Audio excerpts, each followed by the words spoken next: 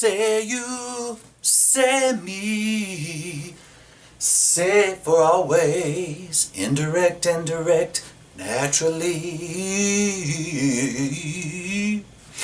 Folks, I finished that last video and I didn't feel like I had given you enough examples with when we use se to replace le and les. So I just wanted to give you a little snippet of a video just to give you a few more examples. You know why? Because old T. Lee, he helped his people. Let me tell you. So, we're talking about that se right there, okay? So, watch this. Ana le explicó el concepto a Teresa. All right. So, Ana le explicó el concepto a Teresa. So, Anna explained the concept to Teresa. All right? Again, guys, make sure you can identify your parts of speech. Real quickly, Ana, subject. Le, indirect object. What does that le kind of reflect off of in the rest of the sentence? That end right there. I'm just going to put io there as well, just so you'll know that this is referring back to le. So we've got subject, indirect object, verb, and concept is our direct object. So Ana le explicó el concepto a Teresa. Anna explained the concept to Teresa. So I want to say now, Anna explained it to her in class, for example. So watch this.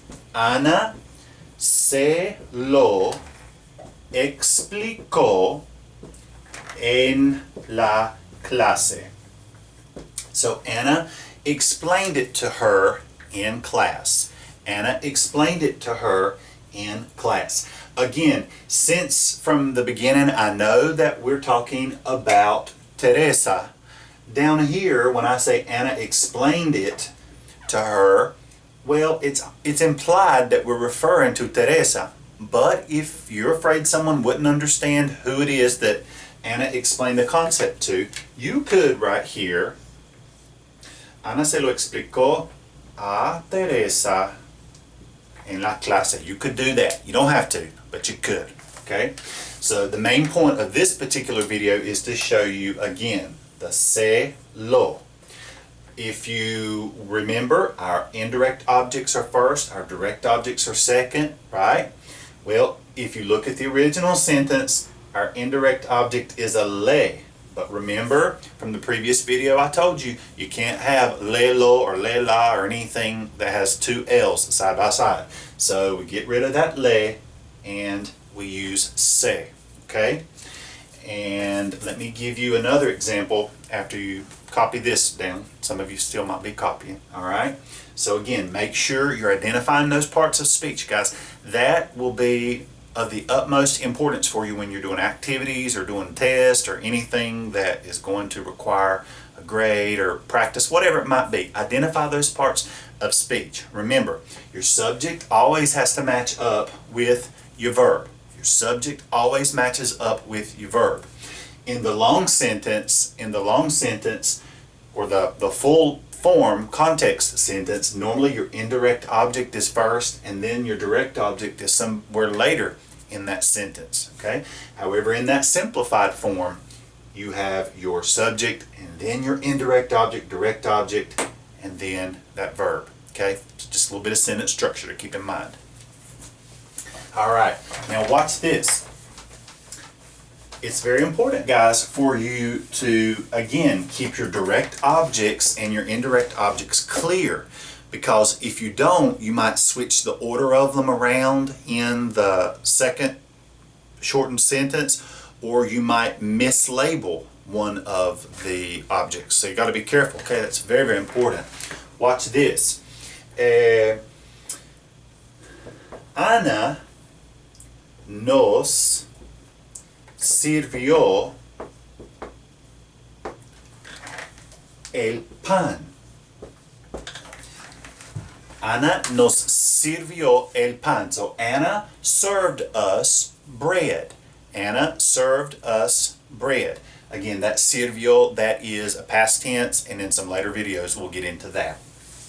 So, you know how to identify subject, indirect object, verb, direct object. Now, let's simplify that. Instead of saying, Ana nos sirvió el pan, Anna served us the bread, let's say, she served it to us with butter. Something like that.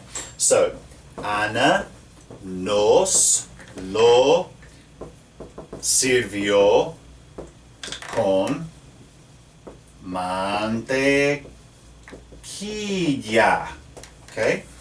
Ana nos lo sirvió con mantequilla. Excuse me, I dropped the top to this. Don't want it to dry out. So, Ana nos lo sirvió con mantequilla. She served it to us with butter. So now this sentence is not using the se as I indicated at the beginning of this video, but again, I want you to see a variety of ways that you can use your indirect and direct objects together, okay? So make sure that, again, the lo refers back to pan, bread, okay? Let me give you a final example with se, but in a plural sense, okay? So, I am going to use the following example, okay? La profesora, okay, les explicó la gramática a José y Juan. Okay, kind of a lengthy sentence, yeah? So, la profesora les explicó la gramática a José y Juan. So the professor explained the grammar to José and Juan. Now watch this. Got a female professor. You've got a direct object that is feminine, and then you've got indirect objects that are referring to two males. So do you see what I'm saying when I said earlier that you've got to be careful so that you don't confuse your direct objects or even your subjects or your indirect objects, because if you name one of them something that they're not, then that could mess up the whole simplification process whenever we're trying to simplify some of these sentences. So you have to have a good, clear understanding of what those parts of speech are. So watch this. The professor explained the grammar to Jose and Juan. So I want to say the professor explained it to them, we'll say in class. Okay, watch this. La profesora se la explicó en clase. Alright? So take a second and look at that. La profesora se la explicó en clase. The professor explained it to them in class. Alright? So if I look at you and I say la, alright? That's our direct object. That means it. Well, what is the it? What did the professor explain? She explained la gramática. You see, la gramática is feminine and singular. That's why we have to have a feminine and singular simplified form of the direct object pronoun. Alright, now the professor explained it. We know that it refers to grammar. Well, to whom did she explain it? To whom did she explain it? That is our indirect object right there. She explained it to them, or we know that them refers to Jose and Juan.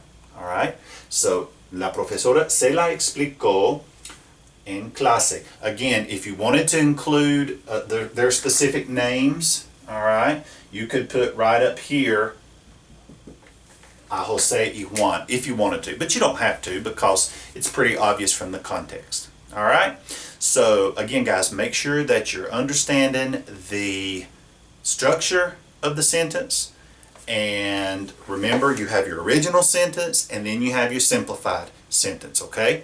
So keep that in mind. I know it seems like a lot of information, but really when you start using it, It's really not that bad. Okay? Muchas gracias. Nos vemos.